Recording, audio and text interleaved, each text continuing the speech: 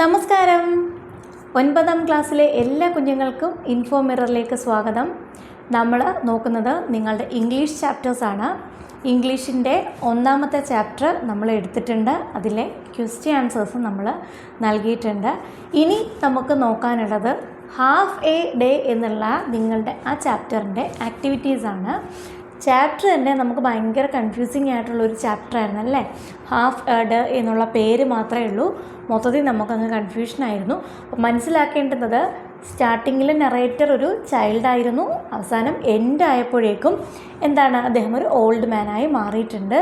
അപ്പോൾ ഇതിനിടയ്ക്ക് നടക്കുന്ന കാര്യങ്ങളാണ് ഉള്ളത്. അപ്പോൾ ഹാഫ് എ ഡേ ആണോ ഹാഫ് എ ലൈഫ് ആണോ എന്നൊക്കെ ഉള്ളത് ഒരു ക്വസ്റ്റ്യനാണ് കേട്ടോ. എന്തായാലും ഒറ്റ ദിവസം കൊണ്ടോ അല്ലെങ്കിൽ അര ദിവസം കൊണ്ടോ കഴിഞ്ഞ കാര്യമല്ല.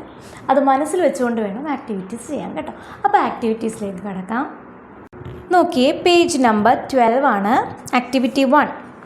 This story, Half a Day, beautifully unfolds the 3 phases of human life: the age of innocence, the age of growth and learning, and the age of helplessness and dependence. കണ്ട 3 സ്റ്റേജുകളാണ് ഈ ഒരു സ്റ്റോറിയിൽ പറയുന്നത്. As time progresses, the surroundings change. അല്ലേ, കാലം ഇങ്ങനെ progress ആയി വരുമ്പോഴേക്കും സറൗണ്ടിങ്സും change ആകുന്നുണ്ട്. The experiences we gather shape our attitudes. അല്ലേ, നമ്മൾക്ക് ഉണ്ടാക്കുന്ന കുറേ എക്സ്പീരിയൻസ് ഉണ്ട് അല്ലേ, അതനുസരിച്ചാണ് നമ്മുടെ ആറ്റിറ്റ്യൂഡ് മാറുന്നത്. Now revisit the story and complete the table identifying the words or phrases or expressions that denote the changes in the setting and attitudes. കണ്ടോ, ഇനി ഇതാണ്ട് നോക്കിയാൽ മതി. ആദ്യം തന്നെ ബോക്സ് നൽകിയിട്ടുണ്ട്. ഈ ബോക്സിൽ പറയുന്ന ക്വസ്റ്റ്യൻ്റെ എക്സ്പ്ലനേഷൻ തന്നെയാണ് കേട്ടോ. ഒരു 3 ഘട്ടം പറയുന്നു. ഏജ് ഓഫ് ഇന്നസെൻസ് ഏതാണ്? ചൈൽഡ്ഹുഡ്. പിന്നെ age of growth and learning എന്ന് പറയുന്നത് ഏതാ? പഠിക്കാനൊക്കെ പോകുന്ന കാലഘട്ടം. പിന്നീട് ഏജ് ഓഫ് ഡിപ്പെൻഡൻസ് എന്ന് പറയുന്നത് ഹെൽപ്ലെസ്നെസ്, ഡിപ്പെൻഡൻസ് എന്ന് പറയുന്നത് ലാസ്റ്റ് കാലഘട്ടം. അപ്പോൾ ഇതിൽ സെറ്റിങ്ങിനനുസരിച്ച് ആറ്റിറ്റ്യൂഡും സെറ്റിങ്ങും തമ്മിലൊക്കെ വ്യത്യാസം വരുന്നില്ലേ? ഓരോ കാലഘട്ടത്തിലും ഒരേപോലെ തന്നെയാണോ സെറ്റിംഗ്? അല്ല. അപ്പോൾ ആറ്റിറ്റ്യൂഡും ഒരുപോലെയാണോ? അല്ല. നമ്മളുടെ ലൈഫിലുണ്ടാകുന്ന എക്സ്പീരിയൻസസ് ആണ് നമ്മുടെ ആറ്റിറ്റ്യൂഡിനെ മാറ്റുന്നത് എന്ന് ക്വസ്റ്റ്യനിൽ തന്നെ പറഞ്ഞിട്ടുണ്ട്.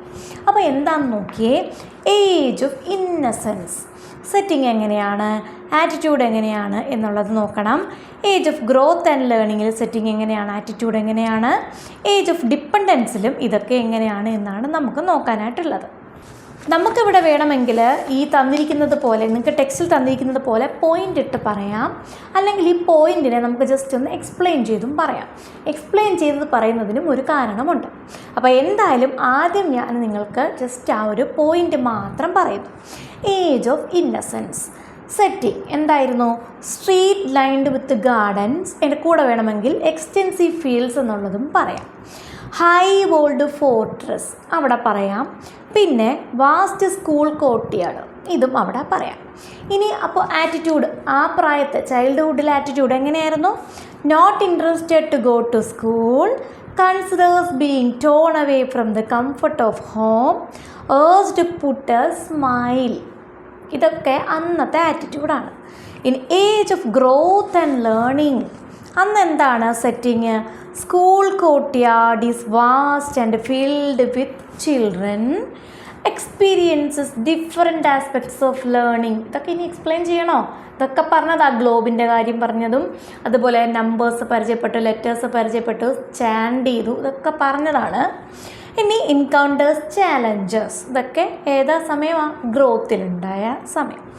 ആറ്റിറ്റ്യൂഡ്, അപ്പോഴത്തെ ആറ്റിറ്റ്യൂഡ് എന്താണ്? ഗ്രാജുവലി അഡാപ്റ്റ് ടു സ്കൂളിൽ അഡാപ്റ്റ് ചെയ്യുന്നു. Finds companionship and friendship, realizes school is not for fun only പറയുന്നു. ഇനി ലാസ്റ്റ് സ്റ്റേജാണ് age of independence, age of dependence. Setting എന്താണ്? Throngs of children rush towards the gate. Streets are filled with vehicles. Hordes of humanity. Difficulty in crossing the road. അല്ലേ, അതിലെ attitude എങ്ങനെയായി മാറി? Startled by the changes in surroundings, forgets the way to home, feeling irritated to the noise, accept the assistance of a young lad. അല്ലേ? ഇത്രയുമാണ് നമുക്കിങ്ങനെ points പറയാൻ പറ്റുന്നത്. ഇനി നമുക്ക് വേണമെങ്കിൽ ഇത് ഡീറ്റെയിൽഡായിട്ട് എക്സ്പ്ലെയിൻ ചെയ്യാം. വേണമോ ഇല്ലയോ എന്നുള്ളത് ഈ ബോക്സിന് താഴെ തന്നിട്ടുണ്ട്, നോക്കാം. Now using these words or phrases or expressions, you may narrate to the class the changes in the setting of the story and the attitude of the narrator. കണ്ടോ? അപ്പം ഹെഡിങ് മാത്രം മതിയോ? പോരാ, കുറച്ച് ഡീറ്റെയിൽഡായിട്ട് തന്നെ വേണം അല്ലേ? അപ്പോൾ നമ്മൾ ഈ പറഞ്ഞ സെറ്റിങ്സും ആറ്റിറ്റ്യൂഡും ഒക്കെ മാറിയതിനെ പറ്റിയിട്ടൊരു ഡീറ്റെയിൽഡ് നറേഷൻ നിങ്ങൾ പറയുക അല്ലെങ്കിൽ എഴുതുക. അപ്പം the following questions may help you. താഴെ ഒരു 3-4 ക്വസ്റ്റ്യൻസ് തന്നിട്ടുണ്ട്. അത് നിങ്ങളെ ചിലപ്പോൾ സഹായിച്ചേക്കാം. നിങ്ങൾക്ക് വേണമെങ്കിൽ ഈ ക്വസ്റ്റ്യൻസിൻ്റെ ആൻസറായിട്ട് വേണമെങ്കിൽ ഒരു പാരഗ്രാഫ് പ്രിപ്പയർ ചെയ്യാം. ഇല്ലയെന്നുണ്ടെങ്കിൽ നിങ്ങൾ തന്നെ നൽകിയിട്ടുള്ള അല്ലെങ്കിൽ ഞാനിപ്പോൾ ഈ പറഞ്ഞിരിക്കുന്ന ഇല്ലെങ്കിൽ ഈ ചോദ്യത്തിൽ നിങ്ങൾക്ക് ആപ്റ്റം തോന്നുന്ന വേറെ കുറച്ച് പോയിൻറ്റ്സ് നിങ്ങൾ കണ്ടെത്തിയിട്ടുണ്ടെങ്കിൽ അതുമൊക്കെ കൂടി ചേർത്ത് നിങ്ങൾക്ക് എക്സ്പ്ലെയിൻ ചെയ്തൊരു പാരഗ്രാഫ് ഉണ്ടാക്കാം. ഏതാണ് നിങ്ങൾക്ക് വേണ്ടുന്നത്? അപ്പോൾ നിങ്ങളുടെ ടീച്ചർ പറയുകയാണ് നിങ്ങൾക്ക് ഡീറ്റെയിൽഡായിട്ട് വേണം, ഈ ക്വസ്റ്റ്യൻ്റെ ആൻസേഴ്സ് മാത്രം പോരാ, നിങ്ങൾ കുറച്ച് ഡീറ്റെയിൽഡായിട്ട് എഴുതണം എന്ന് പറഞ്ഞാൽ നമുക്ക് അങ്ങനെ എഴുതാം. അതല്ല ഇത് മാത്രം മതി എന്നാണെങ്കിൽ അങ്ങനെ. അപ്പോൾ അത് മാത്രം മതിയെന്ന് പറയാൻ വേണ്ട സിഗ്നിഫിക്കൻസ് ഉള്ള ക്വസ്റ്റ്യൻസ് ആണോ ഉള്ളത്? ഇതുമായിട്ട് ബന്ധപ്പെട്ട ക്വസ്റ്റ്യൻസ് അല്ലേ ഉള്ളത്? നോക്കാം. നമുക്ക് ആദ്യം അത് നോക്കാം. How does the story highlight the rapid transformation of society? കണ്ടല്ലോ. അടുത്തത് എന്താണ്? എക്സ്പ്ലെയിൻ ചെയ്യണോ? പെട്ടെന്നുണ്ടായ ഒരു സൊസൈറ്റിയുടെ ചേഞ്ച്, അതിന് എങ്ങനെയാണ് സ്റ്റോറി ഹൈലൈറ്റ് ചെയ്ത് കാണിക്കുന്നത്? Next, how does the story portray the past of time? Time passage ചെയ്ത് പോകുന്നു അല്ലേ, പാസ് ചെയ്ത് പോകുന്നത് എങ്ങനെ കാണിക്കുന്നു? What is the significance of the title have A day? ഇത് വേണമെങ്കിൽ നമുക്ക് കൺക്ലൂഷനായിട്ട് എഴുതാട്ടോ. ഇനി what change occurs in the attitude of the central character? ഈ കാര്യങ്ങളൊക്കെ തന്നെയാണ് മുകളിൽ നമുക്ക് ബോക്സിൽ നൽകിയിട്ടുള്ളത്. ഓവറായിട്ട് നമുക്ക് ഡീറ്റെയിൽസ് വേണമെന്നുണ്ടെങ്കിൽ അതൊക്കെ എക്സ്പ്ലെയിൻ ചെയ്യാം, ഇല്ലെങ്കിൽ നമുക്ക് ഈ ക്വസ്റ്റ്യൻസസ് അങ്ങ് എഴുതാം കേട്ടോ. എന്താണ് how does the story highlight the rapid transformation of society? Answer, half a day highlights the rapid transformation of society by portraying the narrator's journey through various stages of life in a few hours, showing changes from childhood innocence to urbanization, technological advancements and cultural shifts. എല്ലാം ഉണ്ട് അതിനകത്ത്. എന്താണ്?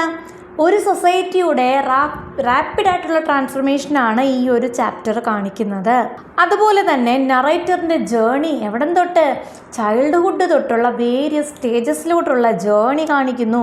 Within A few hours, ഒരു കുറച്ച് മണിക്കൂറുകൾ എന്നുള്ള രീതിക്ക് കാണിക്കുന്നു.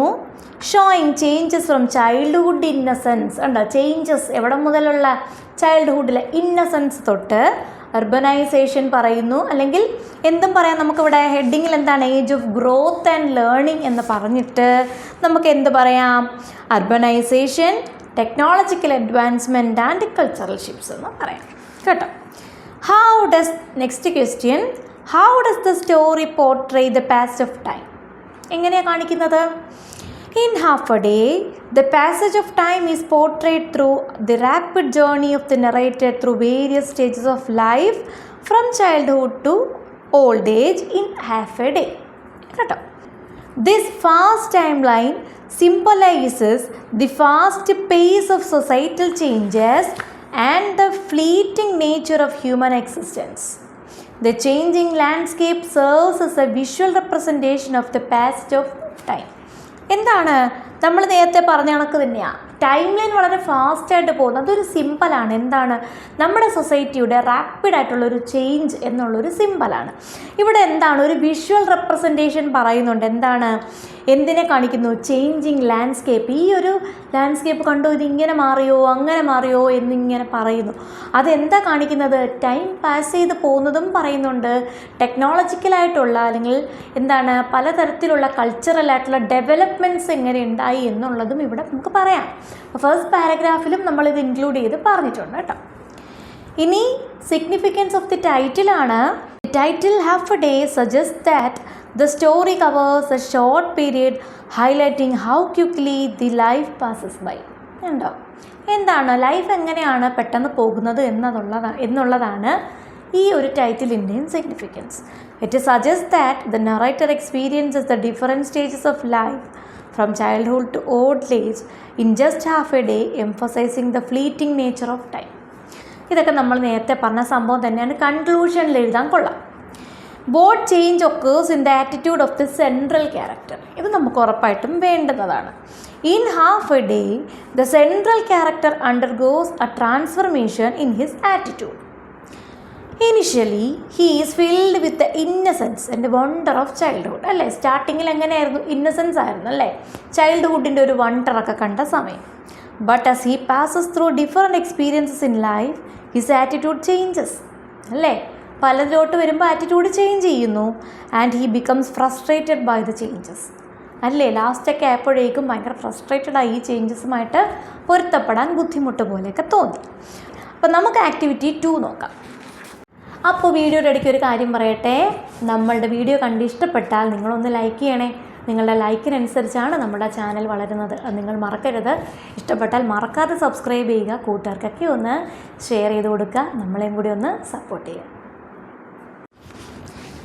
ആക്ടിവിറ്റി 2 എന്താണ്? The following table presents a few statements related to the story half a day. Find reasons for each event stated in the table and write them down in the space provided. The first one has been done for you.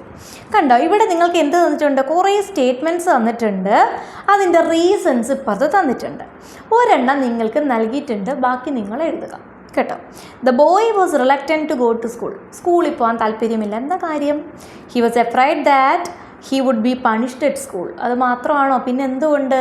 he want to stay at home അല്ലേ, he want to play, he want to learn, he want to be with his mother. അതൊക്കെയാണ് ഇവിടെ. ഇനി father wanted him to go to school. അച്ഛന് സ്കൂളിൽ പോയേ പറ്റൂ എന്ന് പറയുന്നു. എന്താ കാര്യം? അച്ഛന് പോയേ പറ്റൂ എന്നല്ല, അച്ഛന് മകൻ സ്കൂളിൽ പോയേ പറ്റൂ എന്ന് നിർബന്ധം. he wanted his son to be independent. അവൻ ഇൻഡിപെൻഡൻ്റ് ആയിരിക്കണമെന്ന് അച്ഛന് ആഗ്രഹമുണ്ട്. He considered school as a factory for making useful people from children. കുട്ടികളിൽ നിന്നും യൂസ്ഫുൾ പീപ്പിളിനെ ഉണ്ടാക്കുന്ന ഒരു ഫാക്ടറി ആയിട്ടാണ് അദ്ദേഹം എന്തിനെ കാണുന്നത്? സ്കൂളിനെ കാണുന്നത്. അടുത്തത്, സ്കൂൾ ബ്രോട്ട് ഹിം കണ്ടൻമെൻറ്റ്. സ്കൂളിൽ അവന് എന്തുണ്ട്? എന്തൊക്കെയോ കണ്ടൻമെൻറ്റ് ഉണ്ട്. എന്താണ് അവിടെ അദ്ദേഹത്തിന് ഉണ്ടായ കണ്ടൻമെൻറ്റ്? ആരിലൊക്കെയാണ് അത് ഉണ്ടായത്? Living beings are drawn to other living beings. His heart made friends with other boys and he fell in love with such girls as he was to be in love with. അല്ലേ, പറഞ്ഞതാണ്. School was not as sweet as he thought. എന്താണ്? ചിന്തിച്ചണക്ക് അത്ര ഇങ്ങോട്ട് sweet അല്ല. എന്താ? dust-laden winds and unexpected accidents would happen suddenly. Rivalries brought about pain and hatred and gave rise to fighting. The woman would often scold and resort to physical punishment. കേട്ടോ, ഇത്രയേ ഉള്ളൂ activity 2. അടുത്തത് activity 3 ആണ്. 3 എന്താണ്? ഇതാ പിക്ചറൊക്കെ തന്നിട്ടുണ്ട്. എന്താ നോക്കിയേ? Memory lane. എന്താണത്? Half a day beautifully illustrates the narrator's journey through time. On the way he encounters many people, has diverse experiences and undergoes a profound transformation. The following diagram depicts his journey to school as a child and his return as an elderly man. കണ്ടോ, തന്നിരിക്കുന്ന diagram എന്ന് പറഞ്ഞാൽ സ്കൂളിലേക്ക് പോകുന്ന start ചെയ്യുന്ന childhood തൊട്ട് elderly മാനായിട്ട് തിരിച്ചു വരുന്നിടം വരെ ഉണ്ടായ കുറേ സംഭവങ്ങളാണ് ഇവിടെ. Look at the diagram carefully and complete account of memory lane suitably based on your reading of the story. You may make use of the ഹിൻ്റൊക്കെ തന്നിട്ടുണ്ട്. അതൊക്കെ വച്ച് എങ്ങനെ എഴുതണം എന്നുള്ളതാണ് ഇവിടെ ചോദ്യം. നമുക്ക് നോക്കാം. ഹിൻ്റ് കണ്ടോ? Leaving home, walking to school, at the school gate, inside the campus, the woman's instructions, making friends, realization, an elderly man crossing the road എന്നൊക്കെ തന്നിട്ടുണ്ട്. ഇനി എന്താണെന്ന് നോക്കാം. ലിവിങ് ഹോം എന്താണ്? I walked with my father wearing new clothes. I was happy but had fears about going to school. അതാണ് first. ഇനി എന്താണ് second? Walking to school. എന്തൊക്കെ കണ്ടു? I walk to school along the streets lined with gardens. On both sides were extensive fields planted with crops, prickly pears, henna trees and a few date palms. കേട്ടോ, അത്രയുമാണ്. പിന്നെ വേണമെങ്കിൽ നമുക്ക് എന്ത് പറയാം? കാഴ്ചകളോടൊപ്പം തന്നെ പോകുന്ന വഴിക്ക് എന്തുണ്ടായിരുന്നു? അച്ഛനുമായിട്ട് സംസാരിച്ചു അല്ലേ? I asked my father about my inhibitions of going to school. He try to convince me that school was a factory that made useful people out of children. വേണമെങ്കിൽ മതി കേട്ടോ, നിർബന്ധമൊന്നുമില്ല. ഇനി എന്താണ് ദി സ്കൂൾ ഗേറ്റ്? സ്കൂൾ ഗേറ്റിൽ എന്ത് സംഭവിച്ചു? As I reached near the school it appeared to me like some huge high walled fortress, stern and grim. When we arrived at the gate, we could see the courtyard, vast and crammed, full of boys and girls. അല്ലേ? ഇനി inside the campus. When I walked into the campus, faces of boys and girls came into view. I didn't know any of them. They looked at me curiously. Next, the woman's instructions. The woman told me that there too were many mothers and fathers. They had everything that was enjoyable and beneficial to knowledge and life. She told me to dry my tears and face life joyfully. ഇതിൻ്റെ അർത്ഥം ഇനി പറയണം മക്കളെ. നമ്മളിത് ഒത്തിരി പ്രാവശ്യം explain ചെയ്തതാണ്. Answer മാത്രം പറഞ്ഞു പോകാം, വീഡിയോ ലെങ്തി ആവും, അതുകൊണ്ടാട്ടോ. ഇനി making friends. Living beings were drawn to other living beings. My heart made friends with such boys and they were to be my friends, and fell in love with girls as I was to be in love with. കേട്ടോ. ഇനി realisation. I found that the school was not totally sweet and unclouded. There were unexpected accidents. Rivalries brought pain and hatred or gave rise to fighting. The woman would scowl and scold.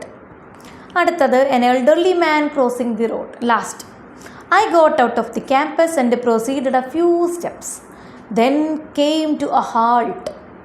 The streets lined with the gardens had disappeared. Vehicles had invaded it. Hills of refuse had come to cover its sides. High buildings had taken over. There were disturbing noise shaking the air. ഇത്രയേ ഉള്ളൂ. Easy അല്ലേ? നമുക്ക് ടെക്സ്റ്റിനകത്ത് തന്നിട്ടുള്ള കാര്യങ്ങളൊക്കെ തന്നെയാണ്, അതൊക്കെ നമുക്ക് അങ്ങോട്ട് എടുത്ത് എഴുതിയാൽ മതി കേട്ടോ.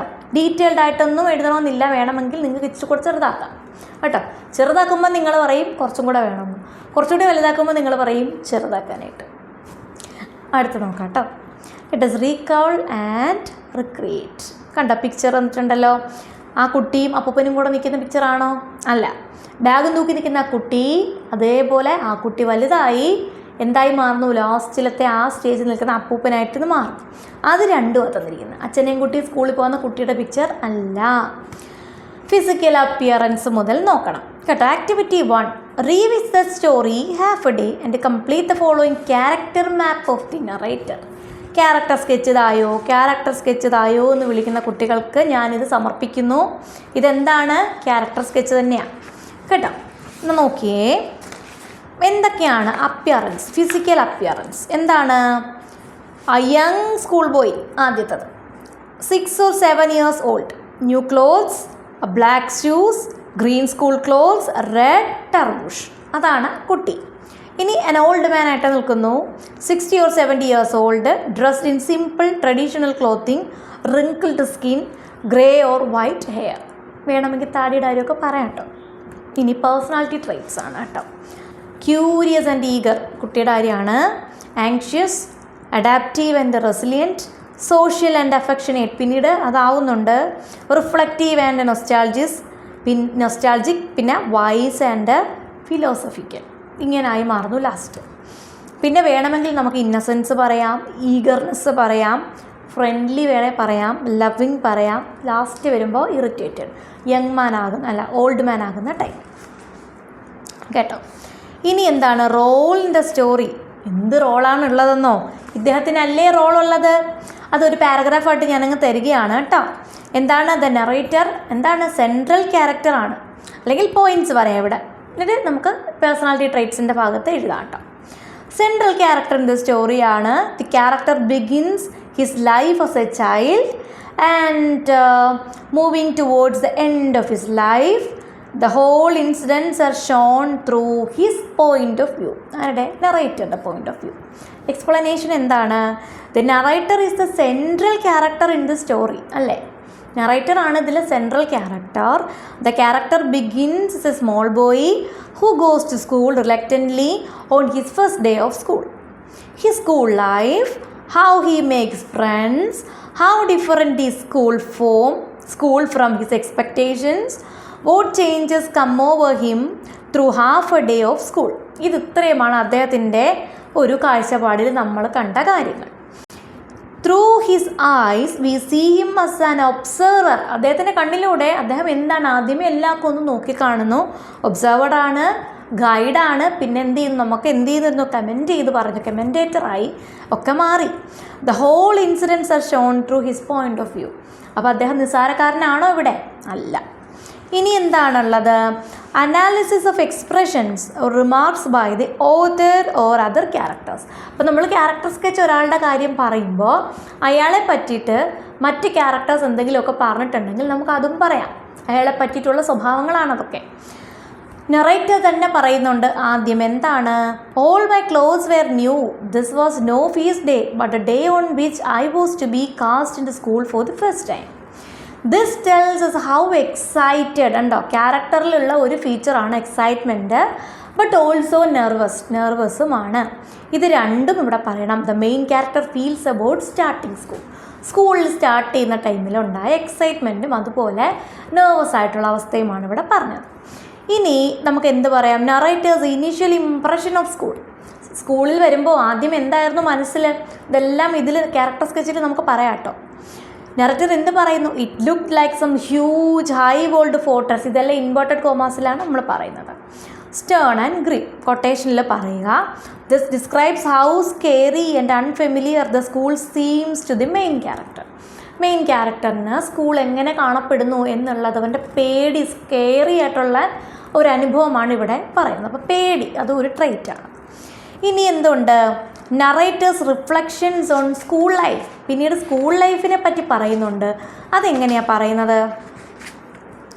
From the first moment my heart made friends.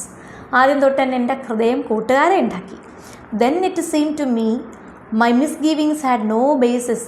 The main character reflects on how he starts to enjoy school and made friends. കണ്ട, എൻ്റെ പഴയ ചിന്തകൾക്കൊന്നും ഒരു അർത്ഥവും ഉണ്ടായിരുന്നില്ല എന്ന് എനിക്ക് പിന്നീട് മനസ്സിലായി. റിയലൈസേഷൻ അതും ഒരു പേഴ്സണാലിറ്റി ട്രൈറ്റാണ്.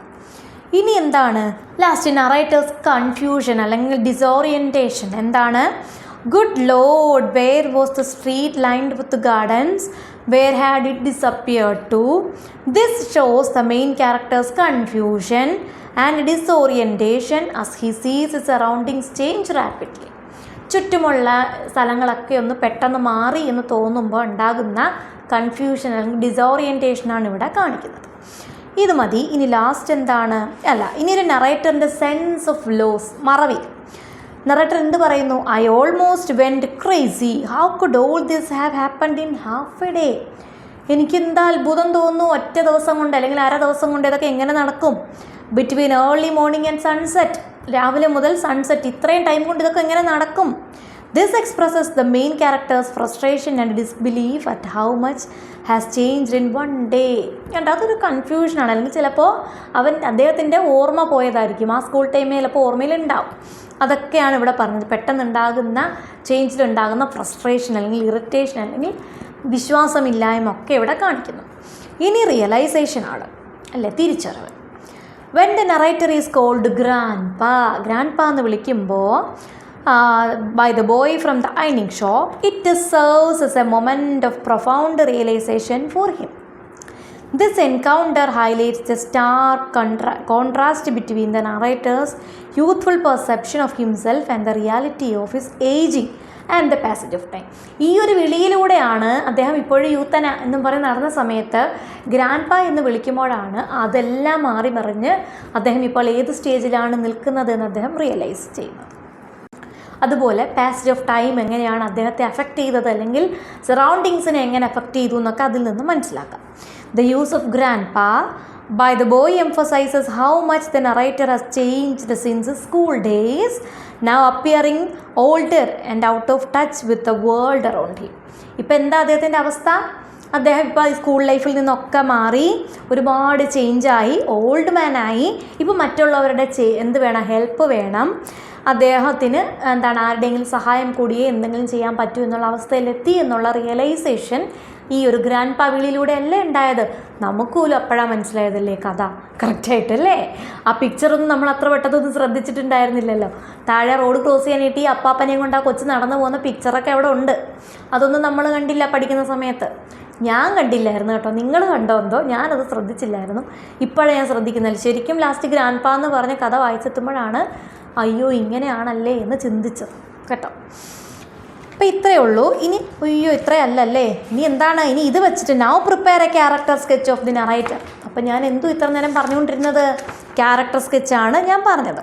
ക്യാരക്ടർ ട്രെയ്റ്റ്സ് പറഞ്ഞു, ക്യാരക്ടർ ഡെവലപ്മെൻറ്റ് പറഞ്ഞു. മൈ ഒപ്പീനിയൻ, നിങ്ങളുടെ ഒപ്പീനിയനിൽ എന്താണ് എൻ്റെ അഭിപ്രായത്തിൽ എന്താണ്, ഇത് ഒറ്റ ദിവസം കൊണ്ട് നടന്ന കഥയൊന്നുമല്ല. അന്നത്തെ സ്വഭാവം മാറിയിട്ടുണ്ട്. ഇപ്പോൾ അദ്ദേഹത്തിൻ്റെ സ്റ്റേജ് ഇതാണ്. അന്ന് അദ്ദേഹം അച്ഛൻ്റെ കൈ പിടിച്ച് നടന്നു, ഇന്ന് അദ്ദേഹത്തിന് വേറൊരാളുടെ കൈ പിടിച്ച് നടക്കണം. ഇങ്ങനെയൊക്കെ ഉള്ള കാര്യങ്ങളൊക്കെ നമ്മൾ നേരത്തെ ക്വസ്റ്റ്യൻസിലൊക്കെ തന്നിട്ടുണ്ട്. അത് ഒപ്പീനിയനായിട്ട് എഴുതാം കേട്ടോ. കൺക്ലൂഷനും അതുപോലെ എഴുതാം. എന്താണ്, എത്ര പെട്ടെന്നാണ് സൊസൈറ്റി മാറുന്നത് എന്നുള്ളതും, അതുപോലെ തന്നെ അദ്ദേഹത്തിൻ്റെ ക്യാരക്ടറിലും അദ്ദേഹത്തിൻ്റെ ആ ഒരു ആറ്റിറ്റ്യൂഡിലും ഒക്കെ ഉണ്ടായ ചേഞ്ചസ് ഒക്കെ നമ്മൾ പറഞ്ഞില്ലേ, അതൊക്കെ ഇവിടെ എഴുതാം. ഇതിൽ ആൻസർ ഓൾറെഡി ഞാൻ നൽകിയിട്ടുണ്ട്. നിങ്ങൾക്ക് വേണമെങ്കിൽ നിങ്ങളുടേതായ രീതിയിൽ ചേഞ്ച് ചെയ്യാം കേട്ടോ. നെക്സ്റ്റ് എന്താണ്, in the story Half a Day, the narrator recalls the memories of his very first day at school. Do you remember your first day at school?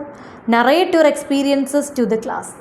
നിങ്ങളുടെ ഫസ്റ്റ് ഡേ ഓർമ്മയിലുണ്ടോ? അത് ക്ലാസ്സിലൊന്ന് എക്സ്പീരിയൻസ് ചെയ്ത് അല്ലെങ്കിൽ നിറേറ്റ് ചെയ്ത് പറയുക. അത് നിങ്ങൾ എഴുതണം കേട്ടോ.